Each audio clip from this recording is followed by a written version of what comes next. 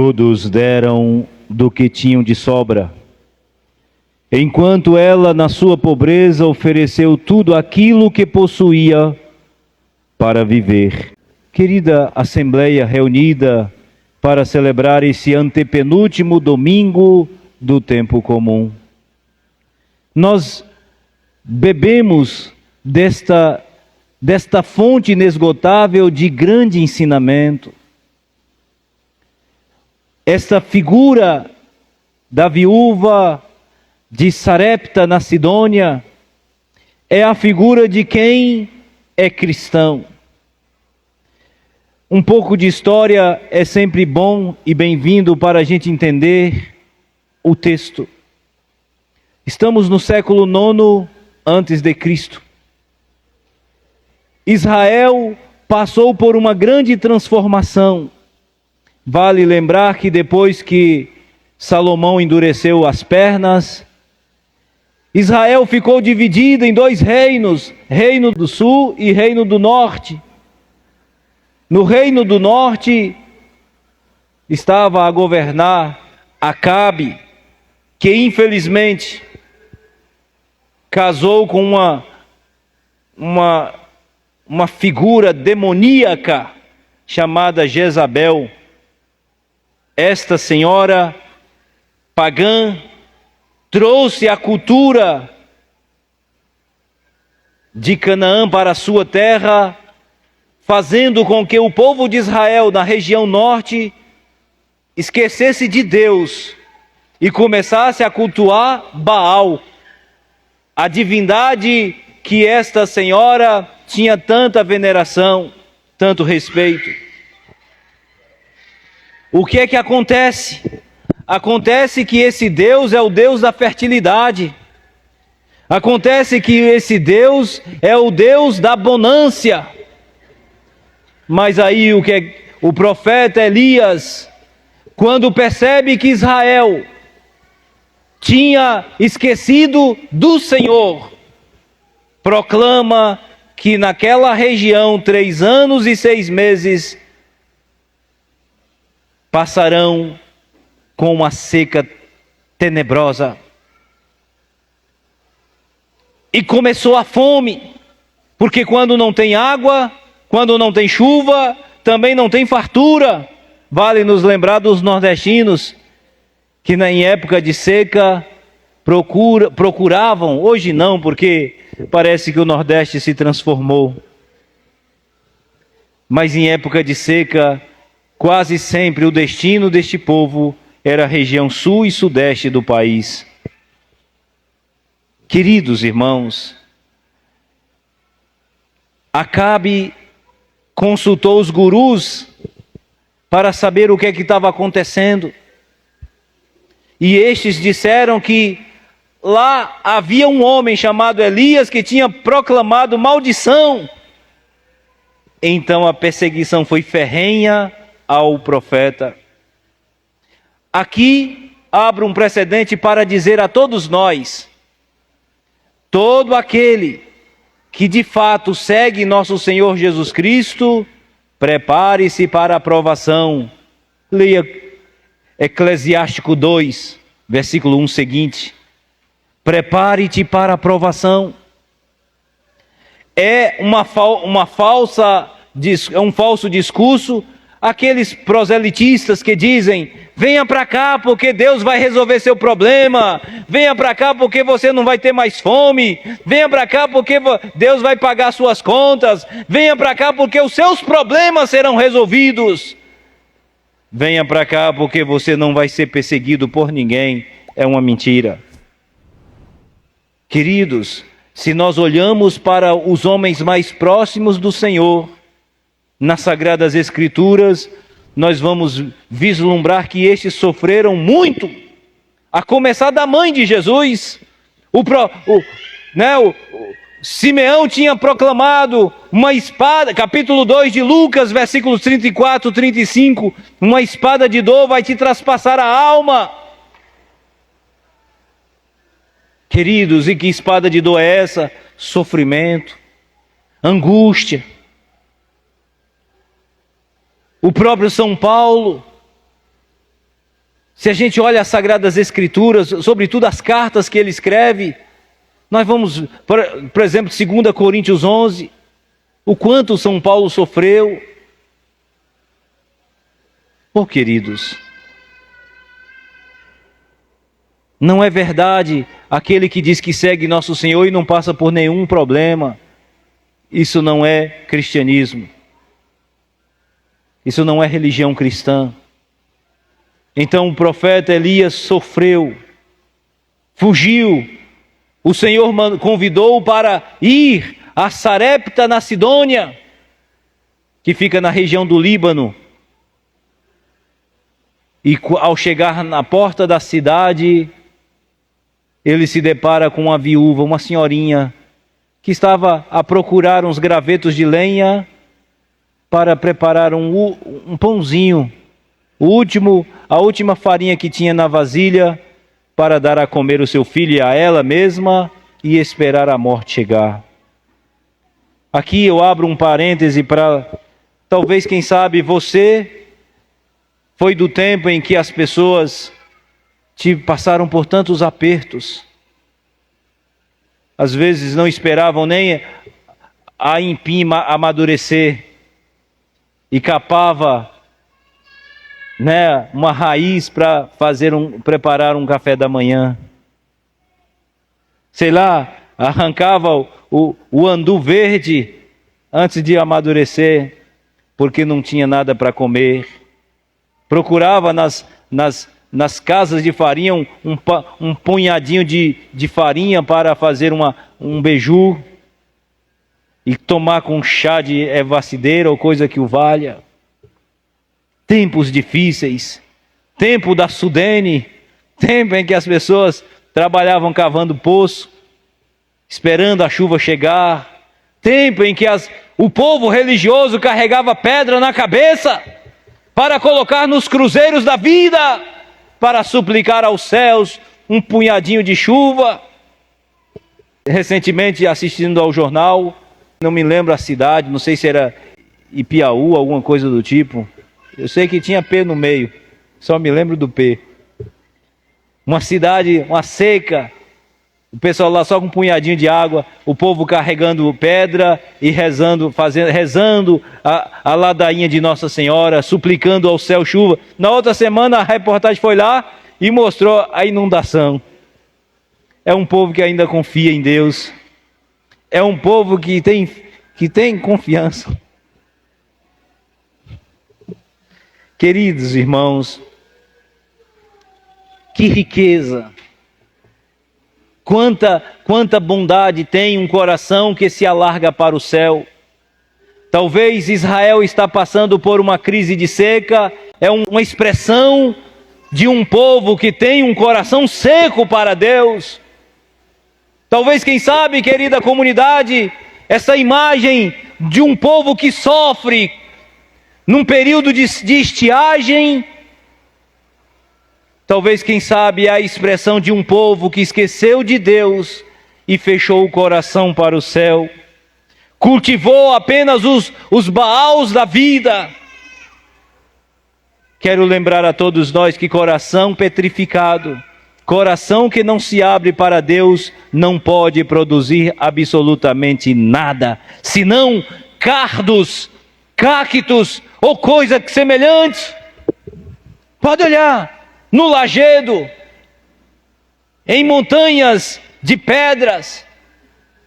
O que é que nasce no lajedo? Não vai me dizer que é planta frondosa, porque o que muito dá nesses lajedos é cacto. Ou seja, plantas espinhosas. Um homem que se fecha para Deus, um coração empedernido, não pode produzir frutos bons. E talvez, querida comunidade, aqui está a imagem dessa senhora que mostra a confiança. Essa mulher tem apenas um pouquinho de farinha, vai preparar apenas um pãozinho, dar a comer ao seu filho e esperar que a morte chegue. E aí vem o profeta para dizer: mulher, dê-me uma jarrinha d'água. E quando ela vai buscar a jarra d'água, eu acho que ele estava com vergonha de dizer logo, né, que estava com fome. Aproveitou que ela estava caminhando e falou: ei, prepare também um pãozinho para mim. E a mulher diz: olha, moço, pão eu não tenho. Tenho apenas um punhadinho de farinha na vasilha e um pouquinho de azeite. Vou preparar esse pãozinho, comer com meu filho e esperar que a morte chegue. Muito bem, pode fazer isso, mas antes faça para mim. Você já viram aquele ditado? Farinha pouca? Acho que vocês não são do tempo do padre. Farinha pouca? Muito bem, então o profeta esperou logo o pirão dele. Vai que não dá para, né? Não, queridos, é porque o profeta foi enviado por Deus. Foi enviado por Deus e disse à mulher: olha, não te preocupes, vai e faça isso. Depois farás o mesmo para ti, porque assim fala o Senhor, o Deus de Israel: a vasilha de farinha não acabará, e a jarra de azeite também não diminuirá. E ela foi. Aqui tem uma nota muito importante para a gente refletir. Deus não prometeu abundância, só garantiu que não vai faltar. É importante a gente pensar assim, sabe por quê? Porque quando Israel estava no deserto, Deus mandava recolher o maná, mas nunca pegar em abundância. Pegue apenas a quantidade que você vai comer naquele dia. E quando alguém não obedecia e pegava um pouco mais, o maná se estragava. É para dizer assim, queridos, quem dá o alimento é Deus. Então quando ele diz que não diminuirá, a farinha não acabará, é para dizer e aqui está um ensinamento grandioso: confie no Senhor. Ele não vai prometer abundância, mas Ele está prometendo que não vai faltar o alimento necessário. A gente é que fica acumulando, juntando, eu preciso. Na verdade, o que nós mais precisamos é de Deus. Porque na medida que a gente se alarga o coração para o céu, é um sinal de que nós confiamos que aquele que tudo sabe, aquele de onde nasce todas as coisas, Ele é providente. Lembrem-se de um dia nosso Senhor falou: olha, vocês estão vendo o lírio do campo? Olha a roupagem que o Senhor dá para elas. Elas vão crescer vicejosas, mas logo vão morrer. Mas mesmo assim, o Senhor os veste com uma pele bonita. Vocês estão vendo os pássaros dos céus? Por acaso você já viu um pássaro morrendo de fome? É o Senhor que garante o alimento do pássaro. Está vendo? Nós é que somos, infelizmente, ambiciosos. Queremos muito, mais e mais e mais.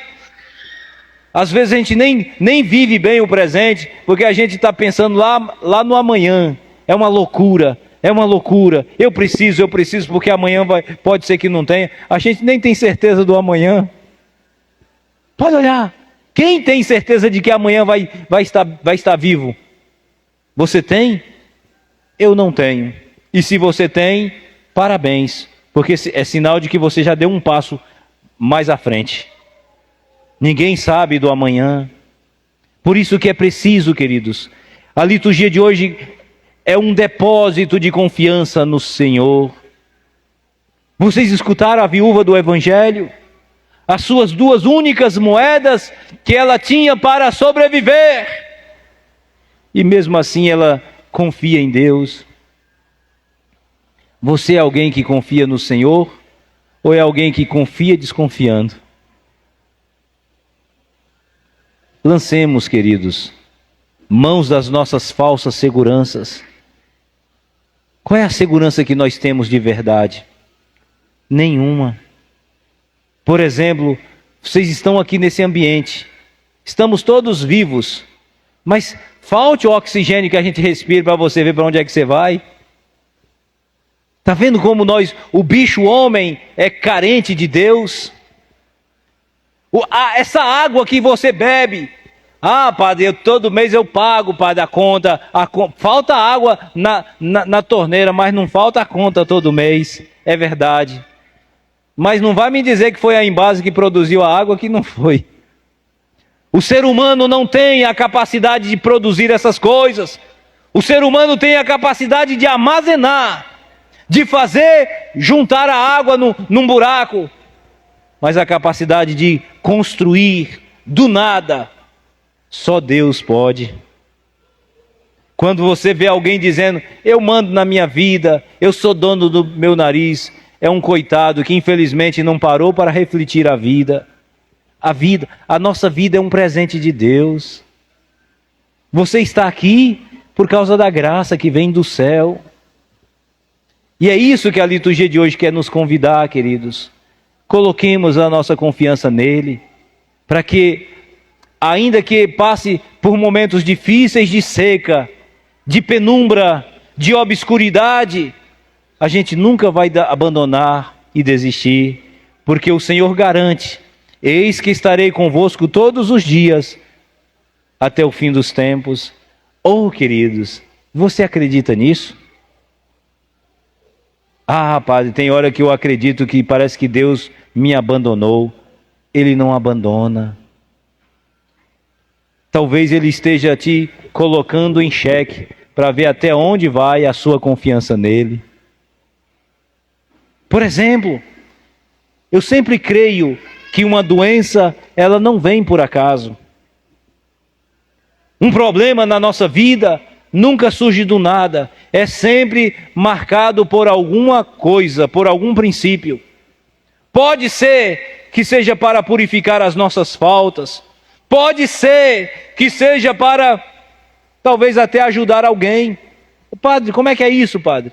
Talvez um problema que você esteja passando seja justamente porque alguém da sua família ou alguém próximo de você que deveria passar, mas porque é fraco, você passa por ela. Ou pode ser que seja um teste.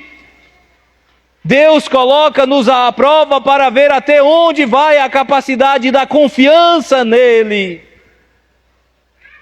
Queridos irmãos, não podemos acreditar que um problema na nossa vida vem por acaso.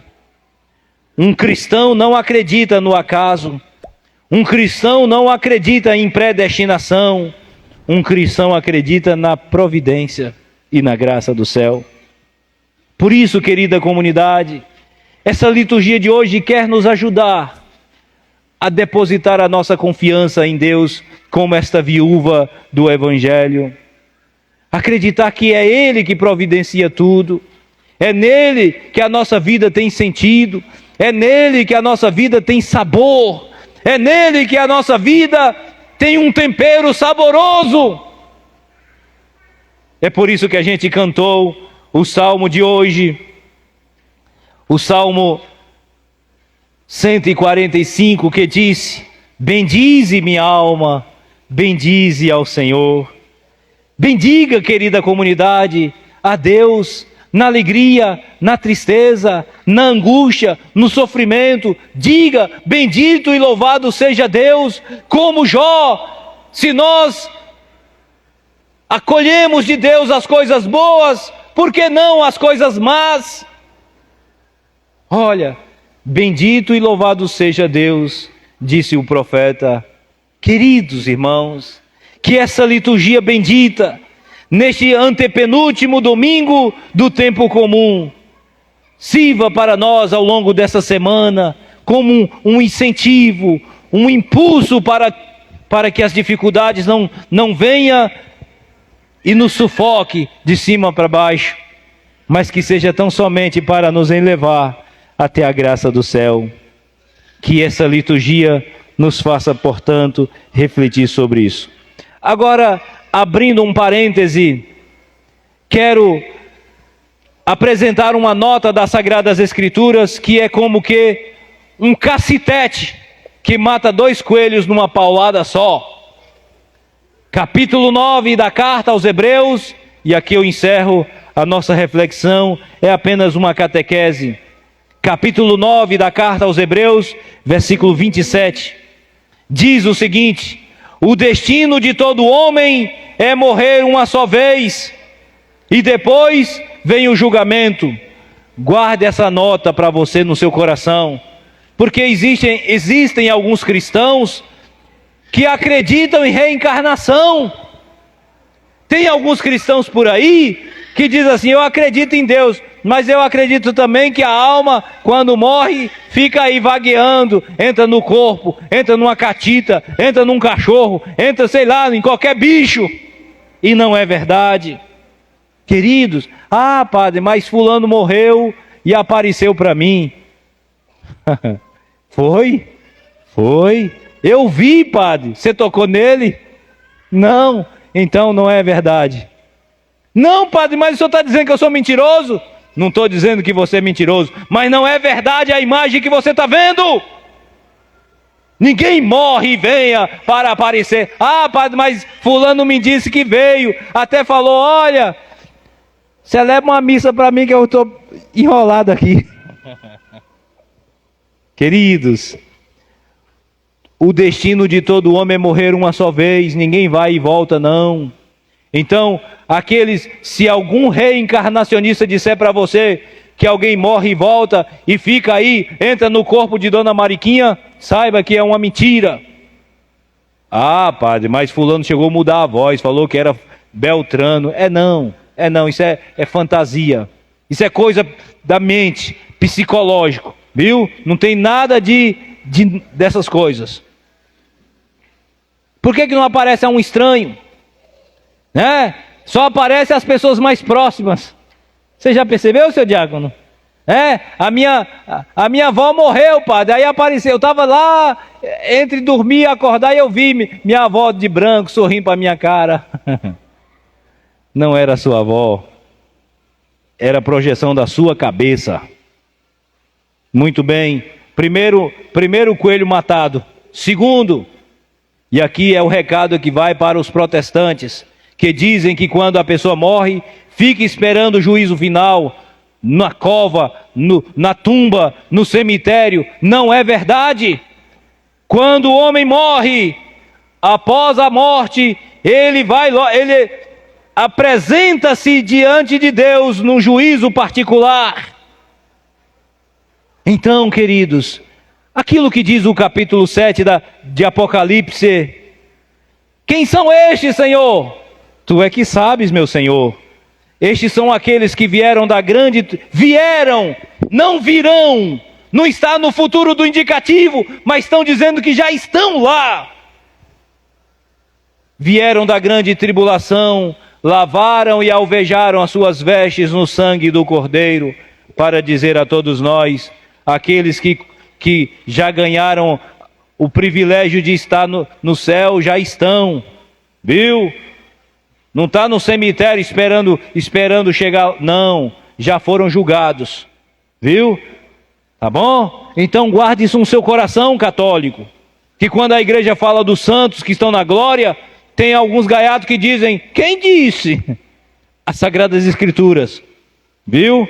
Então guarde essa nota, Hebreus 9, versículo 27, e guarde com tanto zelo, para que você possa matar 2 coelhos numa paulada só. Fecho aspas. Que Deus nos abençoe, queridos, e que essa liturgia nos faça confiar em Deus, porque dele nós nascemos, dele nós movemos, dele nós somos, para Deus retornaremos. Amém?